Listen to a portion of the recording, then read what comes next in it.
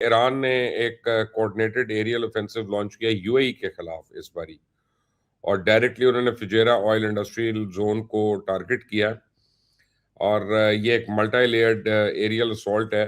अच्छा, मैंने ईरान के अंदर पे भी फोन किया है, वहां पे मैंने कुछ रिपोर्टर से पूछा जिन्होंने फॉरेन ऑफिस से पता किया, तो फॉरेन ऑफिस ईरान का जो है वो अभी तक कोई कंफर्मेशन नहीं दे रहा कि उन्होंने ये किया है या किसी और ने किया। उनका कहना है कि कोई तकरीब कार भी कर सकता है। बहरहाल अब तमाम लोग यही कह रहे हैं कि ईरान से हुआ है, और इसमें की एस्केलेशन ड्राइवर्स जो है ना मिलिट्री कॉन्फ्रंटेशन के, वो ये है कि अमेरिकन नेवी ने 6 ईरानियन बोट्स को आज सिंक किया, और उनका कहना है कि ये इससे पहले इन्होंने मिसाइल और ड्रोन लॉन्च किए थे वहाँ कमर्शियल शिप्स पे स्ट्रेट ऑफ हॉर्मुज में, और उसके बाद ईरान ने अपना दावा किया कि जी वो तो छोड़ेगा नहीं किसी को।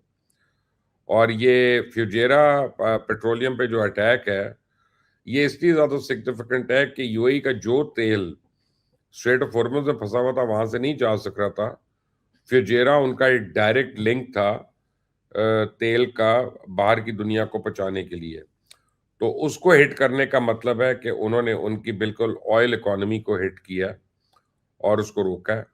प्रोजेक्ट फ्रीडम आज शुरू किया था डोनाल्ड ट्रंप ने। प्रोजेक्ट फ्रीडम का मतलब है कि यूएस नेवी और ट्रुप्स जो है वो आएंगे, यहाँ से शिप्स को एस्कॉर्ट करेंगे माइन फील्ड में से स्ट्रेट ऑफ हॉर्मुज के अंदर जो है, और उससे निकालेंगे वहां पे। लेकिन अब ये चीज ज्यादा एस्केलेट हो गई है। अच्छा, इस वक्त अली मैं आपको एक बात बता सकता हूँ कि जितनी खबरें आ रही है ना, we have to take it with a pinch of salt. हमें ये नहीं पता कि कितनी सही है और कितनी सोशल मीडिया डिसइंफॉर्मेशन है। और आपको पता है कि हम पहले दिन से, आप भी, मैं भी, और हमारे जितने साथी हैं, बड़े केयरफुल होके आके यहाँ पे न्यूज भी देते रहे और तज्जिया भी देते रहे हैं। बिल्कुल। लेकिन अब मुझे I will be very surprised अगर ये यहाँ से एस्केलेट होती है, लेकिन ये हो रही है एस्केलेट, और अल्लाह करे रुक जाए। लेकिन इसमें कोई माने या ना माने, यूएई के बड़ा अमल दखल है इस एस्केलेशन पे, क्योंकि वो बड़ा तड़प रहे थे ईरान के ऊपर हमले खत्म ना होने को, और वो कह रहे थे कि हमले खत्म नहीं होने चाहिए। इसराइल भी यही कह रहा था, और इस वक्त तो मैं खैर यूएई और इसराइल में फर्क भी नहीं कर सकता, दोनों की एक ही पॉलिसी है, बल्कि मिरर पॉलिसीज हैं दोनों की। और अब जो है वो आज ही काफी लोग मुझे बता रहे थे कि जी यूएई जो है it is back to normal और वहाँ एवरीथिंग इज फाइन। बट ये जो इमेजेस आ रहे हैं अली, ये बड़े खौफनाक इमेजेस हैं। इसके बाद आई डोंट थिंक एनीथिंग और everything will be fine. Sir, अब जो लेटेस्ट सिचुएशन वहां पर है, मेरा यूएई में मुसलसल राब्ता हो रहा था। उधर टोटल मीडिया ब्लैकआउट है इस वक्त, और एसओएस सिचुएशन है। उन्होंने एयरलाइंस की फ्लाइट्स भी सारी कैंसिल कर दी हैं, ऑन होल्ड हो गई हैं एयरपोर्ट्स, और उनके ऑपरेशन वक्ती तौर पे उन्होंने बंद कर दिए हैं। कल कोई बहुत मेजर कार्गो पहली दफा स्टार्ट होने लगा था दुबई एयरपोर्ट के लिए, वो भी कैंसलेशन हो गई है। अब उसमें इनको जो दिक्कत का सामना करना पड़ेगा, और जो एक अफसोसनाक पहलू भी है कि स्वाय यूएई के और इजराइल के वॉर मॉन्गरिंग बयान कहीं से नहीं आ रहे थे, नॉट इवन फ्रॉम ट्रंप। वो भी अगर बयान दे रहे थे तो वो ये कह रहे थे हम जंग जीत गए हैं, अब जंग आगे नहीं होगी, और अब तो हम सेटलमेंट पर है, उन्होंने सिर्फ हमारी 2-4 चीजें मारी, और yes we won't let them have uranium. इससे ज्यादा उनकी स्टेटमेंट नहीं आ रही थी। अगर कोई वॉर मॉन्गरिंग स्टेटमेंट थी तो वो या तो नेतन्याहू एस्टैब्लिशमेंट की आ रही थी या यूएई की तरफ से आ रही थी। And it was not only Iran, जो जो मुस्लिम ममालिक ईरान के साथ एलाई कर रही है या उनको सपोर्ट कर रही है, वो उनके बारे में भी बड़ा रूड स्टांस था। अब हमारी हतलवसा कोशिश है कि हम यूएई के साथ बिल्कुल मत ताल्लुकात को खराब करें। वहां पर हमारा कोई 1.5 मिलियन से ज्यादा मुलाजिम है, और उनके साथ हमारे बड़े पुराने रिलेशन है। जब कराची और गवादर नहीं बन पाया तो हमारी बहुत बड़ी एक, जैसे कहते हैं, पाकिस्तान से ब्रेन ड्रेन हुआ था, जिन्होंने जाके दुबई को तामीर किया था। अभी सर अफसोसनाक पहलू ये है कि ये जो हिट हुआ है, ये यूएई की वजह से नहीं हुआ, ये उनका एम इजराइल है। इजराइल अपनी जंग तल अवीव को हिट होता देखकर मिडिल ईस्ट में ले आया। उसका एक डॉम शिफ्ट करना दुबई को फेवर नहीं थी, बल्कि उसके लिए एक अजाब और एक आफत क्रिएट करना था। और आप मुझे बताएं वो एयर डोम कहां गया जब आज ये ड्रोन लगे हैं और वो कह रहे $50,000 का इनका ड्रोन है, और वो एयर डोम की क्या कीमत है आपको पता है। सो मेरा मतलब वो सारी चीजें फिर से एक दफा गलत साबित हो रही है, जिसके ऊपर इजराइल अपना जैसे कहते हैं प्रोडक्ट को बेचता था, जो अपना चूरन बेचता था कि वी वर इनविंसिबल और हम जहां पर जाएंगे वहां पर प्रोटेक्शन क्रिएट कर देंगे। तो यूएई को आज समझ आ जानी चाहिए कि जिनके ऊपर वो रिलाई कर रहे थे उन्होंने उनको क्या डिलीवर किया।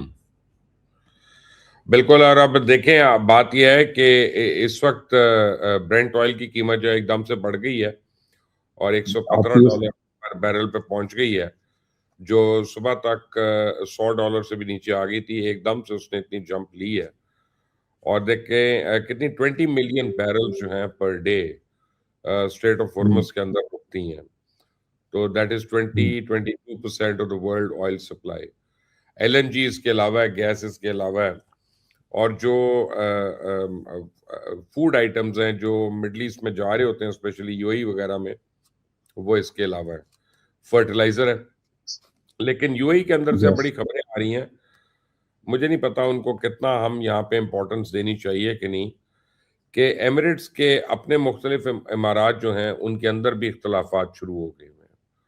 और ख़ासतौर शारजा का नाम आ रहा है, क्योंकि वो शेख कासमी जो है वो बहुत मुसलमान आदमी है और काफ़ी यानी वो मुवाहिद किस्म के मुसलमान हैं। और वो नहीं होते जो बिल्कुल कहते हैं कि किसी किस्म का शिर्क नहीं और किसी की बिदअत नहीं, और वो बिल्कुल स्ट्रेट अपना उसमें चलने वाले हैं। वो काफ़ी अरसे से दुबई की पॉलिसीज़ पे उनको एतराज़ है, चाहे ये मंदिर बनाना हो, चाहे वो पूजा का हो, और चीज़ें हैं फिर। और आप देखें यूएई में शारजा वाहिद एमिरेट है जहाँ पे शराब की ममानियत है, और इन सारी चीज़ों की। और वहाँ नाइट पे आप क्लब्स भी नहीं। वहाँ तो कोड़े पड़ना शुरू हुए थे गाड़ी से निकाल के उसी वक्त, वो चौक के ऊपर खड़ा करके लगा देते हैं। बट एनीवे अब ये हो रहा है, और ईरान के अंदर से अभी मुझे अभी तक ये कंफर्मेशन नहीं आ रही। मेरी अभी अपार्ट फ्रॉम अदर पीपल मेरी जॉन हुसैन से भी बात हुई, मेरी एक दो और दोस्तों से भी बात हुई। उन सब ने फॉरेन ऑफिस को फोन किया है, और किसी ने अभी तक फॉरेन ऑफिस ने किसी को कंफर्म नहीं किया फॉरेन ऑफिस ने कि जनाब ये ईरान की तरफ से हुआ। बट ऑब्वियसली फिर अब हु एल्स, या तो इंडिया और इजराइल शरारत कर रहे हैं आपस में करके और इल्जाम ईरान पे डाल रहे हैं इसका, यानी anything is possible in war. जब तक ईरान कंफर्म नहीं करता मैं इसको एलिजिडली कह सकता हूँ ना कि यानी एलिजिडली ईरान ने ये किया। I can't blame Iran for that जब तक वो खुद मानते नहीं है कि हमने ये किया। लेकिन उससे पहले आपने उनके शिप्स पे, उनकी बोट्स के ऊपर हमला किया, और वो इस तरह की हरकतें कर रहे हैं। तो अब लेट्स सी व्हाट हैपन। इसमें मुबैश साहब मैं एक चीज अर्ज करूं, जो सबसे अलार्मिंग चीज है ना, जब तक उनका बयान नहीं आता, आपकी बात बिल्कुल ठीक है कि तखमीलें नहीं लगाने चाहिए, और ना हम किसी के बिहाफ पर जब तक उनकी तरफ से कोई ओनरशिप नहीं ली जाती। सो एक तो ये खदशा अगर है तो ये तो चले, फिर भी एक पॉजिटिव साइड है कि अगर ये फॉल्स फ्लैग ऑपरेशन है, और इतनी खामोशी देखकर इजराइल वहां पर गया ही इसलिए था कि वो वहां पर आसानी से एक फॉल्स फ्लैग ऑपरेशन को कामयाबी से कर सके। अभी जो अलार्मिंग चीज ये है कि अगर ये कोई हार्डलाइनर ग्रुप का और प्रोग्रेसिव ग्रुप का डिस्प्यूट ईरान में होगी, और उसमें इस किस्म की अटेम्प्ट हो गई और उन्होंने रूलिंग गवर्नमेंट की नहीं सुनी, और जो आर्मी की एक रजीम है जो कि इसके बड़े हार्डलाइनर ग्रुप है, और वो बड़े कॉन्शियस थे, बड़े केयरफुल थे जब वो अब्बास अरागची साहब को भी भेज रहे थे, और कालीबाफ को ना भेजने का मकसद ही ये था कि वो भी हार्डलाइनर ग्रुप को रिप्रेजेंट कर। मेरे पास एक ब्रेकिंग न्यूज आई अली, और फ्लाइट रडार के मुताबिक दुबई और शारजा जाने वाली सारी परवाजें रोक दी गई हैं या उनका रूट तब्दील किया जा रहा है। और यूएई के फॉरेन मिनिस्टर अब्दुल्ला बिन जायद जो है उन्होंने कहा है कि UAE reserves its full and legitimate right to respond to Iranian attacks.